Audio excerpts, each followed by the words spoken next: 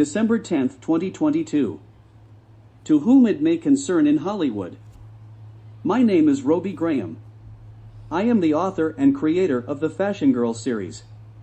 I am also the founder of the United States Cartoon Football League, a virtual fantasy football league combining animated characters with the action and drama of professional football.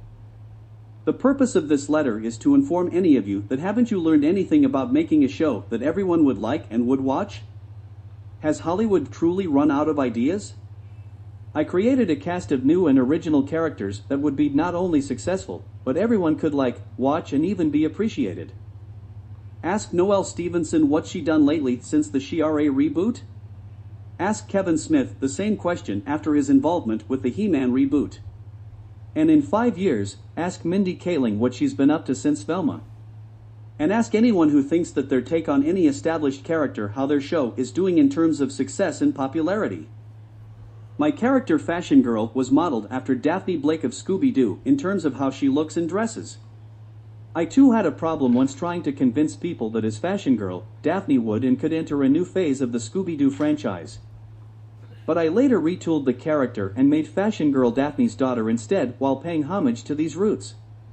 Even though Daphne is deceased in this universe, those who knew her or how she touched their lives didn't go unnoticed. Fashion Girl also has the traits of Wonder Woman, Xena, and She-Ra.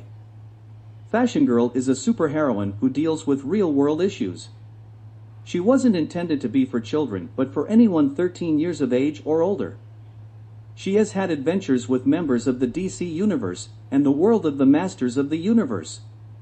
I've heard time and time again that can't anyone make anything new and original. Take note Hollywood, someone has, and please look into it, and you'll see.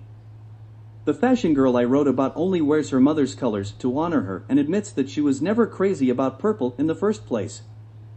As for Fashion Girl's friends known as the Style Chicks, they are true original characters and have their own set of powers and abilities and are just as revered as their leader. Because of my past experience in the retail industry, I named the Style Chicks after feminine sounding department and specialty stores. They are in name only and have no affiliation with the stores they're named after. I authored and published 3 books with a total of 15 short stories and beautifully illustrated pictures showing what they might look like if they were real. My books are available online on Amazon, eBay, Google Books, iTunes, and Barnes & Noble's website.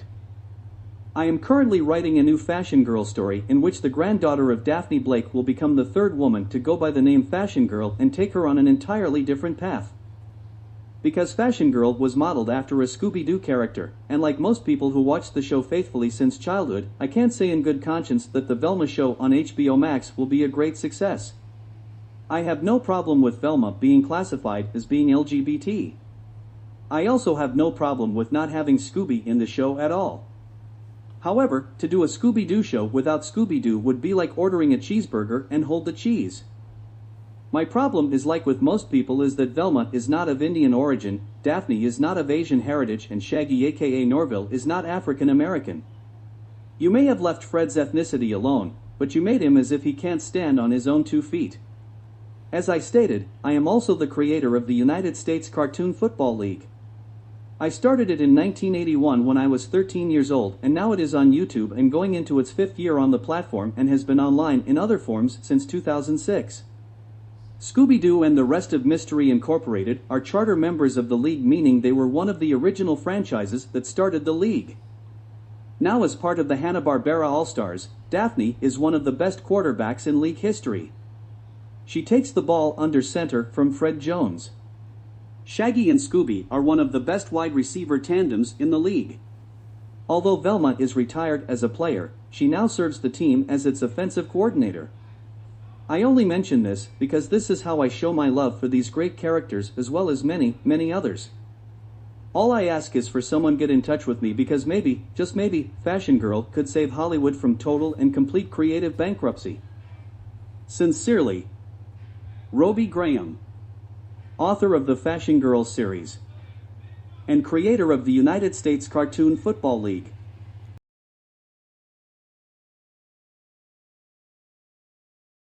The story you're about to see is a big fat lie. No names have been changed to protect anybody.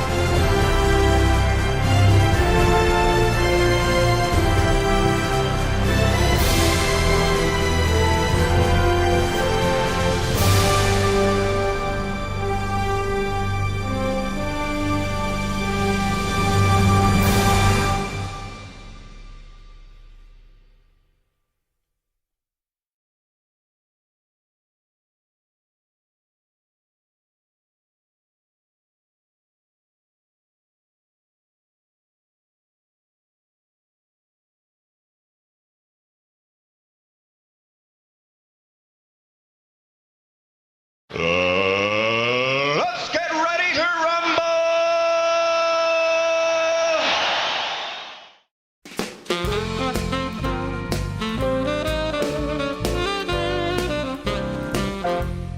You got a fine brown frame, and I wonder what could be your name. Look good to me, 'cause all I can see is your fine brown frame. Tell me how long you've been around, mister, when did you hit this big town? I wanna scream, 'cause I never seen such a fine brown frame. Now all that I have is a broken down chair, but I would gladly make you king on my throne. Don't be a square, why don't you come over here? Together we could really go on and on. You got a fine brown frame. Oh baby, won't you tell me your name? Be solid with me, 'cause all I can see is your fine brown frame.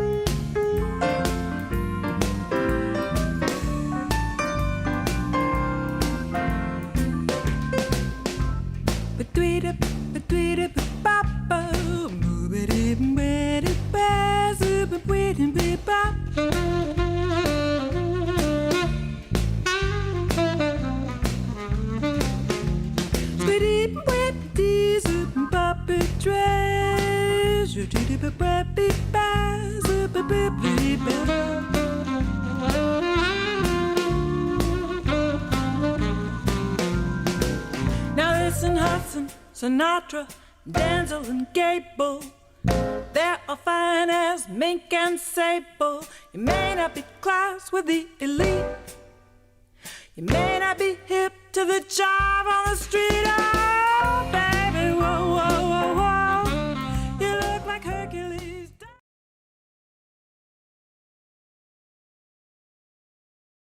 Seasons greetings, cartoon and football fans.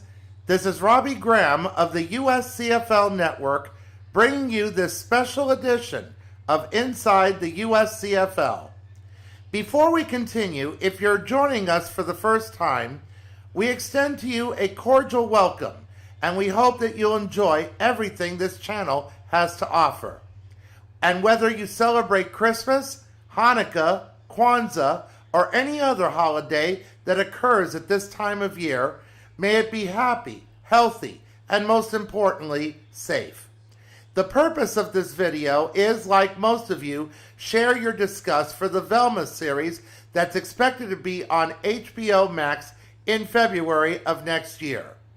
This YouTube channel combines the greatest cartoon characters of yesterday and today with the action and drama of NFL-style football. As you heard at the start of this video, I used the read aloud feature on Word to do a similar letter that Velma said in the trailer. According to my watching other YouTube videos on this subject, although the trailer has been seen by more than 1.5 million times, the people who liked it and the people who didn't has a ratio of about 9-1, meaning that for every one person who liked the trailer, 9 others didn't. I really don't know what is going on in Hollywood these days and the purpose of messing around with great animated characters trying to be different in today's day and age. Most notably, think of the fiasco with She-Ra, for example. The way this character was redone was nothing short of atrocious. The United States Postal Service, UPS, and FedEx should do the kind of shipping this show did. The way older male fans were accused of using She-Ra, similar to that of a Playboy centerfold, was also atrocious. The way the Thundercats were drawn in Thundercats Roar was a joke, and it wasn't funny, as they went for the comedic aspect. How He-Man played second fiddle to Teela in his reboot. The list goes on and on. What has been done with the Teen Titans, She-Hulk, Faye Valentine from Cowboy Bebop, and many, many other characters who have been changed around for whatever agenda Hollywood has. The USCFL has one mission, and I think you will approve of. We don't, and I repeat, we don't mess around with whatever true legacies these great characters has or had and leave them alone, as new legacies for these characters are made. I thought that no one would do this to the Scooby-Doo franchise, as did many other fans. Well, they did. Like most of you, I too saw the trailer. I really didn't think nothing of it at first glance. But the more times I saw it in other YouTube videos, I see now that this is an atrocity to all the characters involved. Based on what I see, I thought at first that Velma was in a darkened room and that was why her skin tone looked dark. Then I realized that I wasn't imagining things. The other pictures of Mystery Inc. were shown. How Shaggy will go by the name Norville, which is his real first name, and will be African American in the show.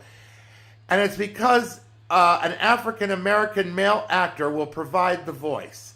Next, they made Daphne an Asian, because she will be voiced by an Asian actress. For the record, Daphne wasn't just a pretty face wearing purple. She had the most character development of the gang. And Fred is still more for the most part, to be Caucasian in nature, because he will be voiced by a Caucasian actor. As for Velma, Mindy Kaling, for who I understand was in The Office, will voice her and made Velma of Indian persuasion, and I mean India and not Native American. And worst of all, no Scooby. What gives, Hollywood? Just like Noelle Stevenson, Kevin Smith, and others in Hollywood, Mindy Kaling is making Velma in her own image and said that she could relate to the character. If that's the case, you can't admire her without changing her around to suit you? When I wrote the Fashion Girls series, I admit that I did put some of my interest into the characters I created, but I have no hidden agenda. And there is no hidden agenda on this channel. All I try to provide here is nothing but good entertainment that won't offend anyone. At this moment, now with the holiday season upon us, subscribing to this channel would make a great Christmas present to us and help us with our presence here. We strive to be one of YouTube's least offensive channels by providing a different spin about your favorite cartoon characters from the past and present. If your favorite character or characters aren't mentioned in our videos, leave a comment and we will answer your questions. Also be sure to ring the bell to alert you of when we put up any new video. I was going to save Velma for a player profile for the new season in April, but because of the backlash the trailer has caused, we will profile Velma now the way she and the rest of Mystery Inc. is supposed to be. Here is the read aloud voice of work to describe Velma Dinkley of Scooby-Doo.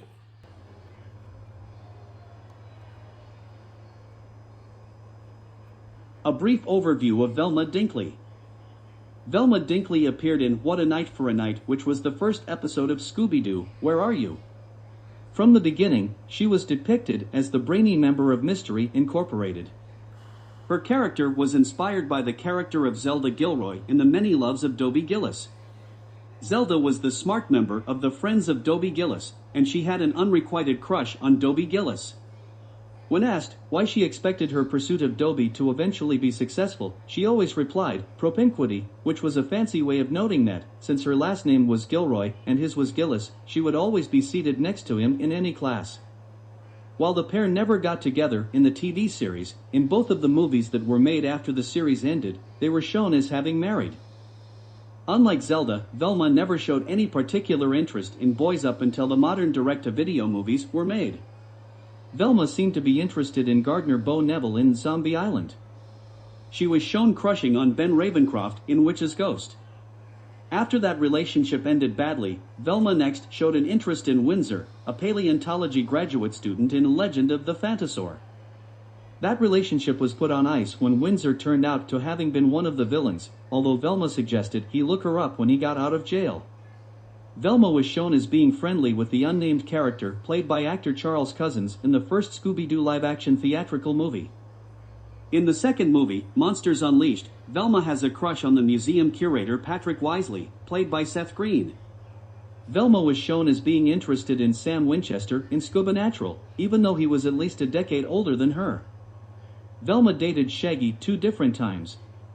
The first was during season 1 of Scooby-Doo Mystery Incorporated. The time second was in the second Cartoon Network live-action movie, Curse of the Lake Monster. In the Scooby Apocalypse alternate universe comic book series, Velma and Shaggy had a son together, to Daphne's great shock as she thought that their relationship was purely platonic. Velma was also shown crushing of Johnny Bravo in Bravo Doobie-Doo. In an episode of Robot Chicken, Velma is the sole surviving member of the Scooby Gang and hooks up with Jason Voorhees in order to not die as a virgin. There have been significant changes in the depictions of Velma over time. In the original Scooby-Doo, Where Are You? Very clearly depicted Velma as the physical opposite of Daphne Blake, perhaps to distinguish between them. Daphne was tall, slender, dressed stylishly, and was attractive in appearance. Velma, therefore, was depicted as short and stocky. She wore a frumpy sweater that masked her figure. In beach scenes, Daphne was usually shown in a two-piece swimsuit. More often than not, in the same scene, Velma was shown wearing a one-piece swimsuit or a short-sleeved Farmer John wetsuit.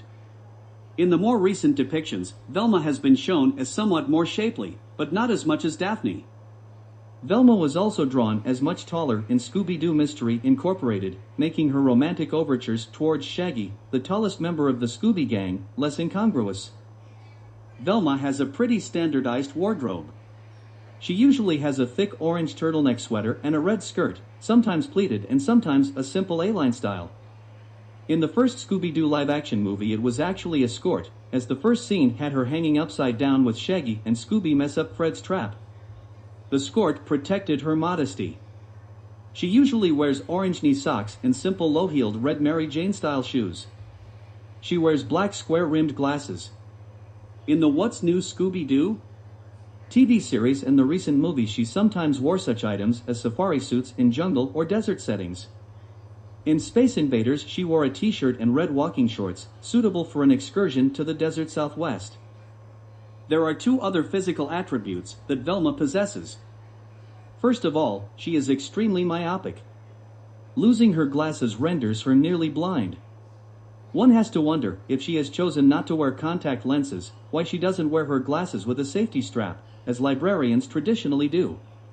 Velma is also depicted as being extremely strong for her size.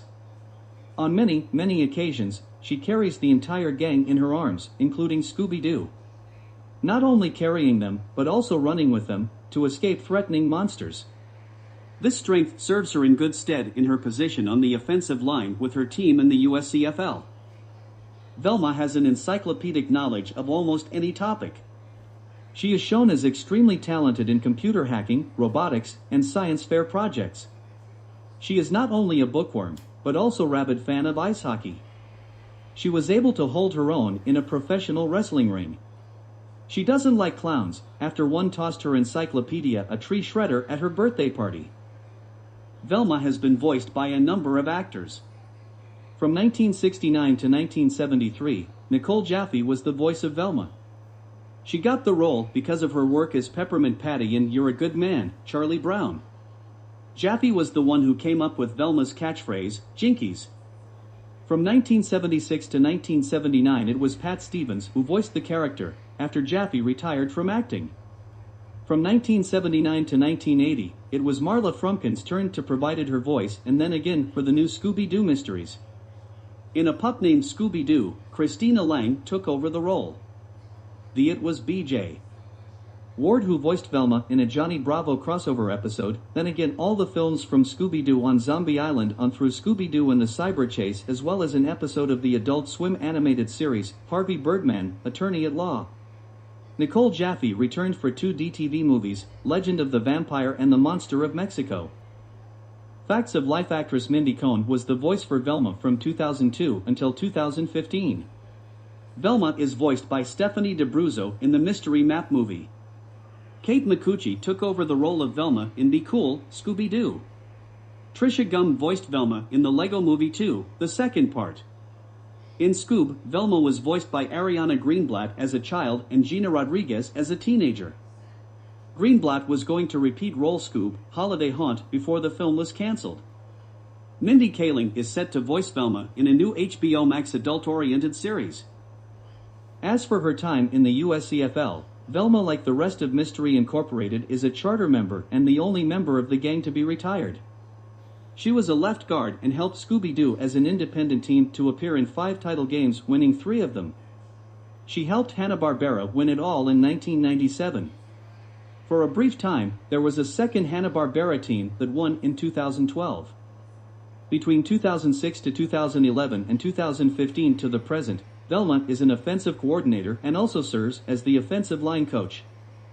As she learned with baseball, football is also a game of stats and has been able to decipher them. Even though she's no longer an active player, Velma's contribution to the league is unparalleled. The following is a brand new music video featuring from various versions of the TV show and clips from selected movies.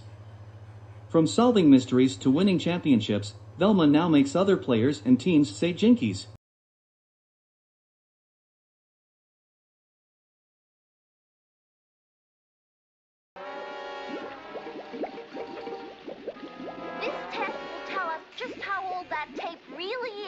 Well, come on, like, hurry. This place makes me so nervous, all I can think of is food. Now, let's see. Where is the potassium disulfate? Oh, thanks. This should... Uh-oh. I wish I hadn't seen what I think I saw. Coin. Zoinks! It's the creepy coin collector again. Pardon me. It's time for a smokescreen exit. Like, let's get out of here.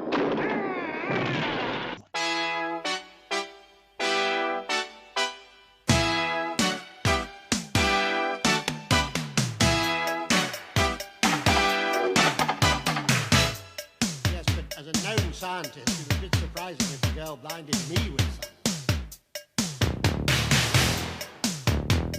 I know.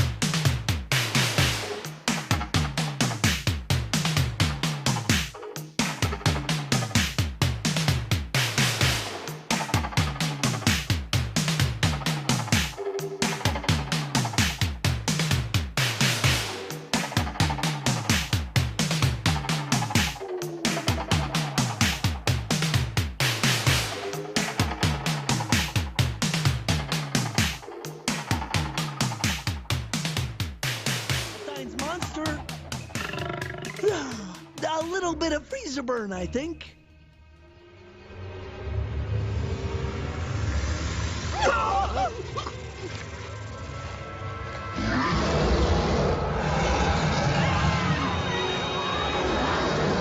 Alive. It's alive. Alive! It's alive. Really?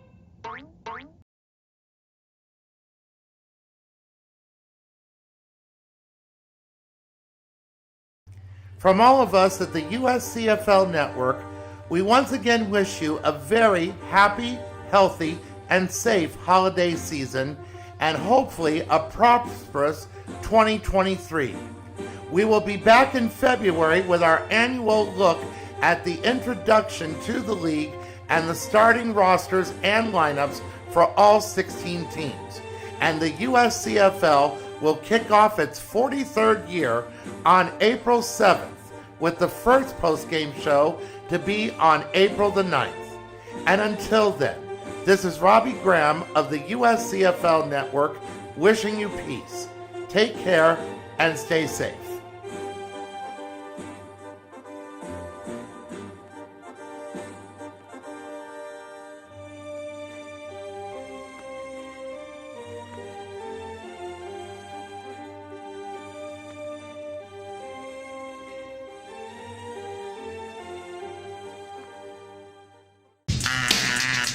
All the characters and franchises mentioned throughout this webcast remains the copyright of their respective owners. They were used for the purpose of entertainment and or education, and therefore no breach of any copyright laws were intended. This webcast is protected under copyright and must not be rewritten, re-recorded, rebroadcast or re-uploaded in whole or in part without the prior written consent of First and 10 Productions, the American Association of Animation, and the United States Cartoon Football League. Copyright 2022.